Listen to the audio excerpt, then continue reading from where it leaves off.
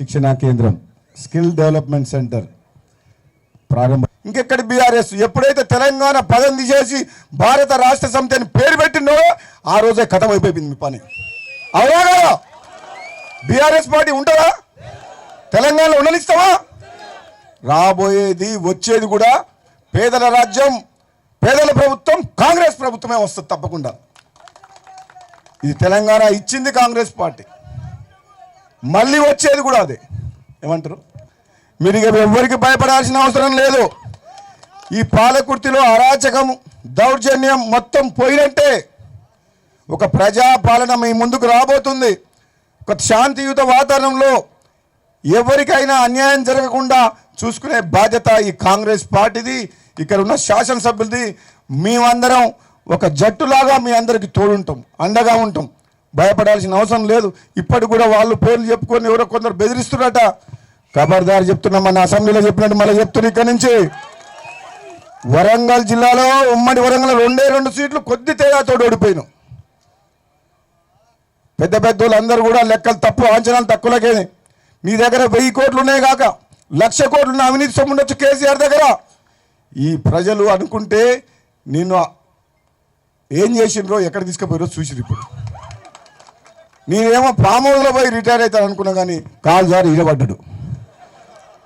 నేను అన్న retire అవుతుండొచ్చు, KTR America పోతుండొచ్చు, కవిత ఇంకోరని ఉంటే జైలుకు పోతానని నేను అనుకున్నా.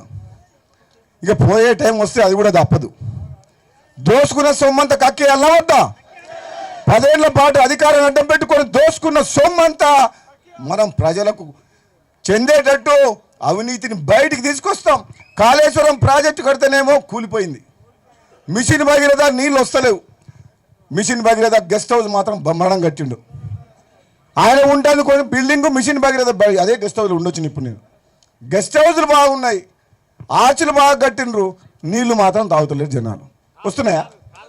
మా మునుగోళ్ళు అయితే వస్తలేవు. ఏడి పోయినా సపరేట్ ట్యాంకులు లేవు.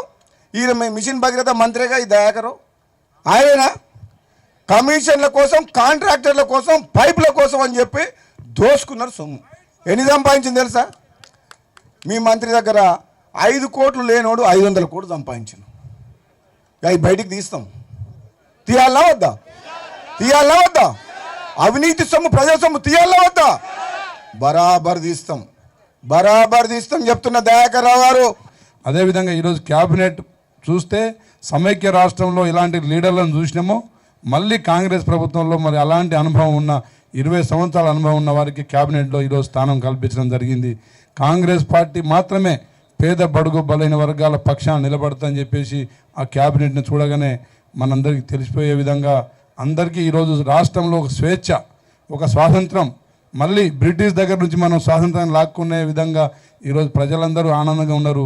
కానీ ఖజానా మొత్తం ఖాళీ చేసి ఈరోజు మళ్ళీ కాంగ్రెస్ పార్టీని 4 రోజుల పాలనలో కాంగ్రెస్ పార్టీని బదనాం చేసే కుట్రలు టీఆర్ఎస్ పార్టీ వారు చేస్తున్నారు. కాబట్టి తిప్పికొట్టే విధంగా భవిష్యత్తులో పార్లమెంట్ ఎన్నికలు కావచ్చు, అదేవిధంగా గ్రాడ్యుయేట్ ఎమ్మెల్సీ ఎన్నికలు కావచ్చు, స్థానిక ఎన్నికలు కావచ్చు, తప్పకుండా దృష్టిలో పెట్టుకొని మీరందరూ భవిష్యత్ ప్రణాళికతో పని చేసుకుంటామని చెప్పేసి తప్పకుండా ఇది మన నియోజకవర్గం కాబట్టి మేడం గారు కూడా ఎలాంటి కార్యక్రమాలకు పిలిచినా కానీ తప్పకుండా మేము వస్తాం. ఇక్కడ స్కిల్ డెవలప్మెంట్ సెంటర్ స్టార్ట్ చేయాలన్న ఆలోచన 5 ఏళ్ల నుంచి నడుస్తుంది. మా పెళ్ళి 2018లో అయింది, 2018లో. అప్పటికే ఈ ఆలోచన ఉంది మా అత్తమ్మ మామయ్య వాళ్ళకి. అప్పటి నుంచి కొద్దిగా భూమి సేకరించుకుంటూ వస్తున్నారు. మరి ఇది ఎందుకు చేయాలని అనుకున్నారంటే ఇందాక మా మామయ్య చెప్పిండ్రు కాబట్టి నేను పొడిగించకుండా కొంచెం చెప్తా. ఏమన్నారు? కష్టపడి ఇక్కడ మా మామయ్య కష్టపడి చదువుకొని అమెరికాకి వెళ్ళిండ్రు. మరి అంతే కష్టం మా అత్తమ్మ కూడా అక్కడ పడి ఈ సంసారాన్ని ఇంత పెద్దగా చేసి ఇంత పైకి ఎదగడానికి కారణం ఇద్దరు కలిసి పైకి ఎదిగిండ్రు. వాళ్ళు పడ్డ కష్టాలు చిన్నప్పుడు మా అత్తమ్మకి చిన్నప్పుడు నాన్నగారు చనిపోవడం జరిగింది. మరి అట్లనే మా మామయ్యకు కూడా నాన్నగారు చనిపోవడం జరిగింది. మరి వాళ్ళు పడ్డ కష్టాలు ఇంకెవ్వరు పడద్దు అన్న ఆలోచనతోటి అందరికంటే మనం చేయలేము, కనీసం మన ప్రాంతంలో ఎంతమందికి వీలైతే అంతమందికి మన వంతు సహాయం మనం చేయాలన్న ఆలోచనతోటి వాళ్ళు అప్పుడు నేను పుట్టలేదు అనుకోండి, కానీ అప్పుడే ఎప్పుడో 30 ఏళ్ళ కిందనో 35 ఏళ్ళ కిందనో వాళ్ళు అభివృద్ధి పనులు పెట్టడం మొదలుపెట్టిండ్రు. మరి అదే విధంగా ఇప్పటికీ కూడా చేస్తున్నారు. మరి స్కిల్ డెవలప్మెంట్ సెంటర్ అనేది చాలామంది చదువుకుంటున్నారు, కాకపోతే స్కిల్ అనేది ఉండట్లేదు, కొన్ని చోట్ల అది వెనుక పడిపోతుంది. దాని ద్వారా మరి ఉద్యోగాలు రావడం కూడా కష్టమవుతుంది. అందుకని చెప్పి స్కిల్ డెవలప్మెంట్ సెంటర్ పెట్టడం జరుగుతుంది, వాళ్ళలో ఉన్న టాలెంట్ని బయటకు తీయడానికి. చదువనే కాదు, బ్యూటీషియన్ కోర్సులు అయినా కానివ్వండి, ప్లంబింగ్ అయినా, లేకపోతే ఇంకేదైనా ఇంకా చెప్పుకుంటూ పోతే చాలా కోర్సులు ఉన్నాయి, చేనేత పనులు, ఇవన్నీ కూడా ఇక్కడ ప్రారంభించడం జరుగుతుంది. దీని ద్వారా ఎంతోమంది యువకులు వాళ్ళ స్కిల్ని పెంచుకొని దాని ద్వారా ఉద్యోగాలు తెచ్చుకుంటారని నేను ఆశిస్తున్నాను. మరి అదేవిధంగా చిన్న చిన్న వాళ్ళ సొంత వ్యాపారాలు కూడా వాళ్ళు పెట్టుకోవచ్చు ఈ స్కిల్స్ డెవలప్ చేసుకొని. ముఖ్యంగా నేను ప్రచారంలో తిరిగిన సమయంలో మొదట రాజకీయాలంటే అంత పెద్దగా అవగాహన నాకు కూడా లేదు, కాకపోతే ఈ ప్రచార సమయంలో ఎంతో నేర్చుకోవడం జరిగింది. మరి ఎవరైనా కానీ ఒక్కటే అడిగినరు, వేరేవి అడిగినరు, కానీ అన్నిటికన్నా ముఖ్యంగా ఏం అడిగినరు అంటే, ఒక చోట కూర్చొని తింటుంటే కొంతమంది పెద్దమ్మలు అవ్వలు వచ్చి అన్నారు కదా, మాకు ఒకరిద్దరు కాడీడ ఏమైనా ఫంక్షన్ వస్తుందేమో కానీ అది కాదు, మాకు కావాల్సింది బిడ్డ, మా బిడ్డలకు ఉద్యోగాలు కావాలని అడిగినరు. దాన్నే ముందుకు తీసుకెళ్తూ ప్రచారంలో కూడా ప్రతి సమయంలో నేను చెప్పిన, ఇంట్లో ఒక్కరికి ఉద్యోగం వస్తే ఇల్లంతా బాగుపడుతుంది, కాబట్టి మొదట ఉద్యోగాలు తెప్పించడానికి నేను తప్పకుండా ప్రయత్నిస్తాను నేను చెప్పిన. మరి మా అత్తమ్మ మామయ్య దీనికి సహకరిస్తారని నేను అనుకుంటున్నా రాబోయే రోజులలో కూడా. ఎందుకంటే ఇందాక మన పెద్దలు కూడా చెప్పిండ్రు, మొత్తం అందరికీ ప్రభుత్వమే ఉద్యోగాలు ఇవ్వాలంటే అది కుదరదు, అది మనకు కూడా తెలుసు. కాబట్టి మన నియోజకవర్గంలో అయినా ఇంకెక్కడ ఏ నియోజకవర్గాల్లో అన్న వాళ్ళ సొంత నియోజకవర్గ ప్రజలు ఎంతో కొంత కృషి చేయాలి. ఏదైనా ఇండస్ట్రీలు పెట్టడమో, లేకపోతే చిన్న వ్యాపారాలు పెట్టడమో, ఇంకేమైనా పెట్టడం వల్లనో చాలామందికి ఉద్యోగాలు వస్తాయి. మరి రాబోయే రోజులలో మిగతా ఏమేం గ్యారెంటీలు అవుతున్నాయో అవన్నీ కూడా సమయం ప్రకారం కాంగ్రెస్ ప్రభుత్వము తప్పకుండా అమలు పరుస్తుంది. ఈరోజు మన రాష్ట్రం ఏ స్థాయిలో ఉందో మీ అందరికీ తెలిసిన విషయమే, అందులో దాచిపెట్టేది ఏం లేదు. ఏం చేసి ఇచ్చిండ్రు మనకి, ఎట్లా తీసుకుండ్రు మన రాష్ట్రాన్ని, ఎట్లా ఇచ్చిండ్రు మన చేతికి. బంగారు తెలంగాణ అన్నారు, బంగారం అంతా పట్టుకపోయి తెలంగాణని మనకిచ్చిండ్రు, అప్పుల తెలంగాణని మనకిచ్చిండ్రు. మరి కొంచెం సమయం పడుతుంది కదా, అయినా కానీ ప్రజలు ఎవ్వరు ఇబ్బంది పడొద్దని చెప్పి మన కాంగ్రెస్ పెద్దలు, ముఖ్యమంత్రి గారు, ఉప ముఖ్యమంత్రి గారు, మరి అట్లనే మంత్రులు, ఎమ్మెల్యేలు, మరి అధిష్టానము అందరూ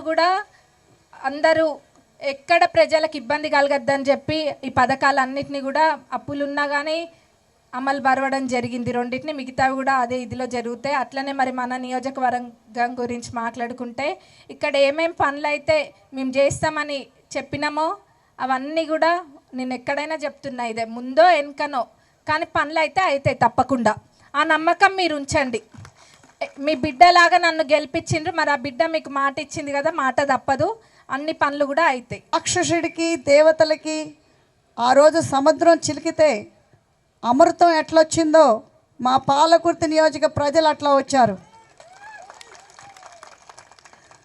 మరియు ఆనాడు మీ అందరికీ తెలిసిన విషయం, నేను 6 నెలల క్రితం వచ్చి క్యాంపెయిన్ చేసినప్పుడు మనం ఎన్ని కష్టాలు పడ్డామో ఈ పాలకుర్తి నియోజకవర్గంలో. మరియు మీకు ఎంత కష్టమైనా కానీ మీరు మా అంటే నిలిచి మన ఎమ్మెల్యే గారిని, ఓటని వెరిగిన నాయకుడి మీద 26 ఏళ్ల అమ్మాయిని మన ఎమ్మెల్యే గారిని తుక్కుగా ఓడించి దయాకర్ రావుని మన ఎమ్మెల్యే గారిని గెలిపించిన ప్రజలందరికీ పేరు పేరున ఉదయపూర్వక నమస్కారాలు. మరియు మీ అందరికీ తెలుసు, స్కిల్ డెవలప్మెంట్ సెంటర్ అనేది మన 5 ఏళ్ల నుంచి మీ 2017లో మేము ప్రామిస్ చేసిన ప్రాజెక్ట్ ఇది. రాడు మన 2018 ఎలక్షన్స్ కంటే ముందు మీ అందరికీ ప్రామిస్ చేసిన ప్రాజెక్టు ఈరోజు మనకి కళల పంటగా ఉంది. ఇంకా ఇది ఇంకొక సంవత్సరం పడుతుంది మనకు కన్స్ట్రక్షన్ అవ్వటానికి, ఇంప్లిమెంట్ అవ్వటానికి. మన తెలంగాణ రాష్ట్రంలోనే ఇంప్లిమెంట్ చేయాలని కోరుకుంటూ, మరి ఇది తప్పకుండా మీ అందరికీ అవకాశంగా ఉపయోగపడుతుంది. మీరందరూ కూడా గెలిపించినందుకు మేము తప్పకుండా మీ అందరికీ రుణపడి ఉంటాము. ఇదొక్క ఫ్రేజే, ఇన్ని 74 ఎకరాల్లో ఇది ఫేజ్ 1. మళ్ళీ ఫేజ్ 2, ఫేజ్ 3 వేరేగా ఇంప్లిమెంట్ చేస్తాము మన ప్రజలకు ఉపయోగపడేగా మా ట్రస్ట్ తరపున. మరి మన ఎమ్మెల్యే గారు కూడా ప్రభుత్వం తరపున ఎన్నో నిధులు తీసుకొచ్చి మీ అందరికీ మన పాలకుర్తి నియోజక ప్రజలకే కాకుండా మన పాలకుర్తి మన ఏరియాకి ఎంతో డెవలప్మెంట్ మాత్రం చేస్తుంది. తప్పకుండా మేము ఇక్కడ ఉండటానికే వచ్చాము. మేము తప్పకుండా మీ అందరి మధ్యలో ఉండి నేను స్వచ్ఛంగా సేవ చేసుకుంటూ మా కోడలైన యశస్విని రెడ్డి ఎమ్మెల్యే గారు ప్రభుత్వం తరపున మీకు ఎమ్మెల్యేగా ఎంతో డెవలప్మెంట్ చేస్తుంది. తప్పకుండా మీరు అందరికి కూడా రుణపడి ఉంటాము. మరి అదేవిధంగా మన మీడియా మిత్రులందరికీ పేరు పేరున ఉదయపూర్వక నమస్కారాలు. మరిన్ని వీడియోస్ కోసం ఛానల్ ని సబ్స్క్రైబ్ చేయండి, లేటెస్ట్ అప్డేట్స్ కోసం వాట్సాప్ ఛానల్ ని ఫాలో చేయండి అండ్ లింక్ డిస్క్రిప్షన్ లో ఉంది.